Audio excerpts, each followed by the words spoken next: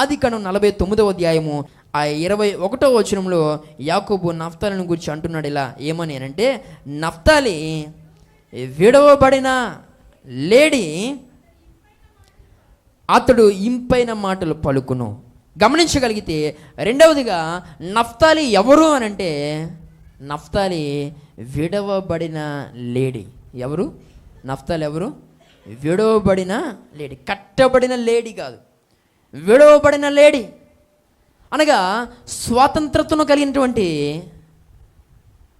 ఒక మనుషుడిగా, ఒక చక్కని ఆత్మీయుడుగా ఇతడు పిల్లరా మనకందరికీ కనిపిస్తున్నాడు. ఈ రోజుల్లో చాలామంది ఎలాంటి అనుభవంలో ఉన్నారు అని అంటే, అనేక రకాలైన పాపముల చేత బంధించబడిన వారిగా ఉన్నారు. ఈ ప్రత్యేకమైన సమయంలో ఏ పాపం నిన్ను బంధించింది?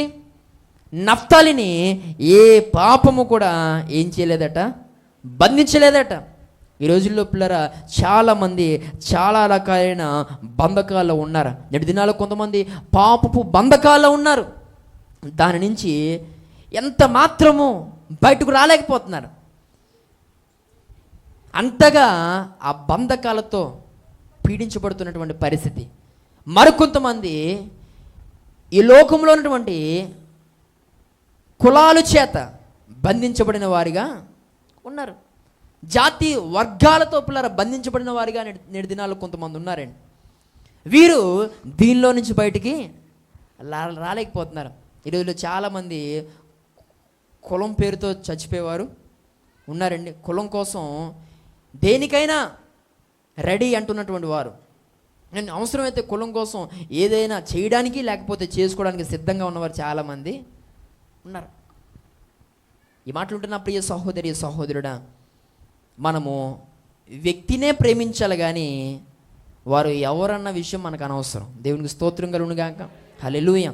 ఈ రోజుల్లో చాలామంది ఈ యొక్క కుల సంబంధమైన కట్లతో ఏం చేయబడ్డారు? కట్టివేయబడ్డారు, బంధించబడ్డారు.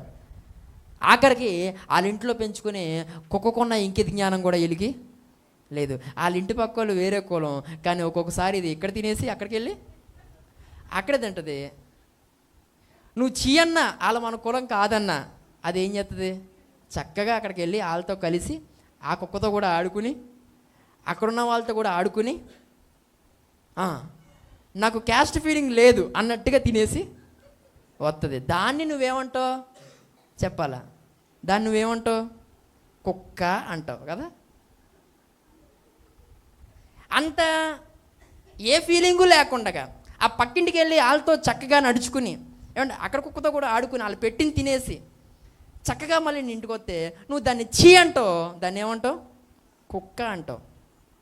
ఎన్నిసార్లు దేవుని యొక్క వాక్యం ద్వారా దేవుడు మాట్లాడుతున్నా ఈ అనుభవం నుండి లేకపోతే ఈ బంధకం నుంచి నువ్వు బయటికి రాలేకపోతున్నావు. ఇప్పుడు కుక్క అదా? లేకపోతే ఈరోజు నా మాట్లాడుంటే నా ప్రియ సహోదరి సహోదరుడా, ఈ ఫీలింగ్ మాత్రం పోవట్లే. ఎక్కడికి వెళ్ళినా మీరెవరు అని మాత్రం అడగకుండా ఉండలేకపోతున్నావు కొంతమందిని కదా. మీరు ఏ ఇంట్లో అని అడగకుండా మాత్రం ఉండలేకపోతున్నావు కొంతమందిని. ఎక్కడో చోట వచ్చేస్తుంది. మీరు మేము ఒకటే, లేదంటే మీరు కూడా మా ఊళ్ళే, మీరు మా దాంట్లోకి వస్తారు కానీ కొంచెం మాకన్నా ఎక్కువ అనమాట, లేదంటే మాకన్నా కొంచెం ఎక్కడ దుక్కుని వచ్చేస్తున్నాయి మాటలు. కారణం ఏంటంటే నీలో ఆ గజ్జు ఉంది, అప్పుడప్పుడు కొంచెం కొంచెం గోగుతున్నావు అలా. ఈరోజు నా మాటలుంటే నా ప్రియ సహోదరి సహోదరుడా, ఈరోజు ఎందుకు ఈ విషయం చెప్తున్నానంటే కులగజ్జి ఈరోజు నీ జీవితంలో ఉంది. ఒక వ్యక్తిని సరిగా ప్రేమించలేకపోవడం కారణం ఏంటంటే బహుశా నువ్వు యొక్క వృత్తి సమాజంలో అనేకులు గౌరవించేదై ఉంది. ఆ వ్యక్తిని ప్రేమించలేకపోయావనంటే బహుశా ఆ వ్యక్తి యొక్క వృత్తి సమాజంలో అనేకులు హీనంగా చూసేటువంటి వృత్తి అయి ఉండొచ్చు. నువ్వు సంపాదించేది డబ్బులే, వాళ్ళు సంపాదించేది డబ్బులే, కానీ కొన్ని సందర్భంలో నీవు దాన్ని చూచి ఒకరిని సరిగా ప్రేమించలేకపోతున్నావు. చదువును బట్టో లేకపోతే వారికి ఉన్నటువంటి స్తోమత స్థాయి స్థితులను బట్టో ఈరోజు ఒక వ్యక్తితో సరిగా ఉండలేకపోతున్నావు, సరిగా మాట్లాడలేకపోతున్నావు, సరిగా ప్రేమించలేకపోతున్నావు. ఈరోజు పిల్లలు చాలామంది తమకు సరితూగినటువంటి వారితోనే ఏం చేస్తున్నారు? స్నేహాలు చేస్తున్నారు. సంఘాల్లో కూడా అలాగే తగలడ్డారండి. ఏమంటే ఈరోజు సంఘాల్లో కూడా అదేటువంటి పరిస్థితి, అలాంటి పరిస్థితి. లేనోళ్ళు అందరూ ఒక చోట, ఉన్నోళ్ళందరూ ఒక చోట, ఎటు కానోళ్ళు ఒక చోట, లో class, middle class, high class అన్నట్టుగా.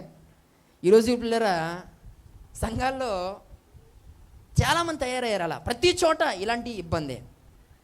ఈరోజు నా మాట్లాడుతున్న ప్రియ సహోదరి సహోదరుడా, మనం దేవుని ఒక రక్తంలో కడగబడ్డాం.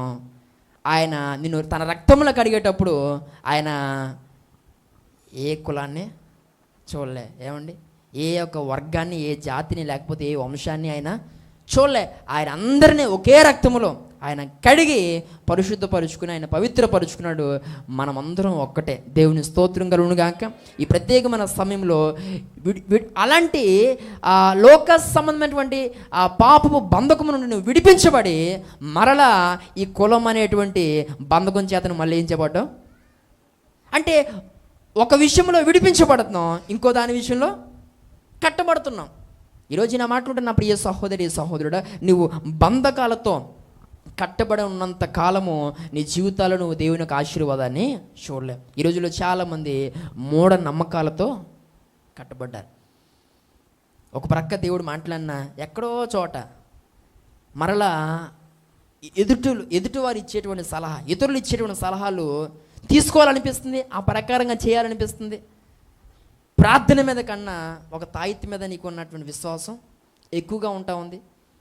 ఈరోజు నేను మాట్లాడుతున్న నా ప్రియ సహోదరి సహోదరుడా, ఇంకా చెప్పుకుంటూ పోతే చాలా రకాలైన మూఢనమ్మకాలు ఈ రోజులో చాలామంది పిల్లరా వాటితో ఏం చేయబడ్డారు, కట్టివేయబడ్డారు. ఎందుకు చేస్తున్నామో తెలియదు, ఎందుకు చేయాలో తెలీదు, కానీ ప్రతి ఒక్కడూ చేస్తున్నాడు ఈ రోజుల్లో కదా. బయటికి వెళ్ళి వస్తారు, కాళ్ళు కడుక్కోవాలా అంటారు. ఎందుకు కడుక్కోవాలో అడిగితే చెప్పడు, కానీ అదంతే అంటాడు. ఈ రోజుల్లో పిల్లలు ఇలాంటివి చాలా ఉన్నాయి. కారణం అడిగితే తెలియదు, కానీ చేయాలంతే. మా పెద్దలు చేస్తారు. ఈరోజు నా మాట్లాడుతున్న ప్రియ సహోదరి సహోదరుడా, ఏది చేసినా ఎందుకు చేస్తున్నామో తెలిసి చేస్తే దానికి ఒక అర్థం ఉంది, కానీ ఎందుకు చేస్తున్నామో కూడా తెలియకుండా వారెవరో చేస్తారని ఈరోజు నీవు కూడా అలానే చేస్తే దీన్ని మూఢనమ్మకం అని అంటారు, ఇది అజ్ఞానం అని అంటారు. ఈరోజు నా మాట్లాడుతున్న ప్రియ సహోదరి సహోదరుడా, ఏ బంధకం ఈరోజు నేను కట్టుబడేసింది ఒకసారి ఆలోచించి. బయటికి వెళ్ళాలంటే రోజు చూసేటువంటి తత్వం ఇంకా నీలో పోవాలి. ఏదన్నా ఒక మంచి పని చేయాలంటే ఖచ్చితంగా చూస్తున్నాం అది. ఏదన్నా ఒక పని పూనుకోవాలంటే ఖచ్చితంగా అది ఏ రోజు ఖచ్చితంగా అది చూసే నువ్వు ప్రారంభించే పరిస్థితి. ఒకవేళ బలహీనత ఏదైనా వస్తే అక్కడిక్కడికి వెళ్ళి అవి వేయించుకోవడం, కట్టించుకోవడం, ఇంకా చాటుగా ఇలాంటివన్నీ చేయడం నీ జీవితంలో ఇంకా పోలే. ఈరోజు ఈ బంధకాలతో నువ్వు కట్టివేయబడినంత కాలము నీ జీవితాల్లో దేవుని యొక్క కార్యాలు స్పష్టంగా నువ్వు చూడలేవు.